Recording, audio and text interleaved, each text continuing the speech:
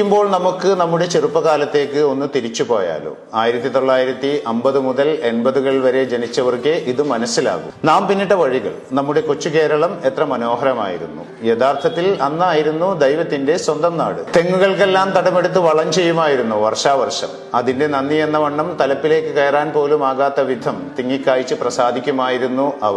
മാസാമാസമുള്ള വിളവെടുപ്പ്. കിട്ടിയ തേങ്ങയിൽ വീട്ടാവശ്യത്തിനുള്ളതെടുത്ത് ബാക്കി ഉണക്കി കൊപ്രയാക്കി ആട്ടിയ വെളിച്ചെണ്ണ കൊണ്ടുവരുമ്പോൾ ആ പ്രദേശം മുഴുവൻ അറിയുമായിരുന്നു നാളികേര സുഗന്ധം. തൊഴുത്തിലെപ്പോഴും ഒരു പശുവിനെങ്കിലും കറവ ഉണ്ടാകുമായിരുന്നു. പാലും മോരും തൈരും വെണ്ണയും നെയ്യും അടുക്കളയിൽ എപ്പോഴും നിറഞ്ഞു നിൽക്കുമായിരുന്നു. നെല്ലും പയറും മുതിരയും ഉഴുന്നും ഊഴം പോലെ മുറ്റത്ത് കിടന്ന് ഉണങ്ങുമായിരുന്നു. പുരയിടങ്ങളിൽ അമ്മ നടുന്ന പച്ചക്കറിക്ക് വെള്ളം ഒഴിക്കാനായി ഓടി നടക്കുന്ന അച്ഛൻ. ചെറിയ മൺപാത്രങ്ങളിൽ വെള്ളം തൂക്കി നിരനിരയായി ഞങ്ങൾ കുട്ടികൾ ചീരയെയും കൈപ്പയെയും വെണ്ടയെയും നനച്ചിരുന്നു. ഇടക്കൊക്കെ മൂക്കാത്ത വെള്ളരിയും വെണ്ടയും പൊട്ടിച്ചു വായിലാക്കിയിരിക്കും. വൈകുന്നേരം ഒരു പ്രധാന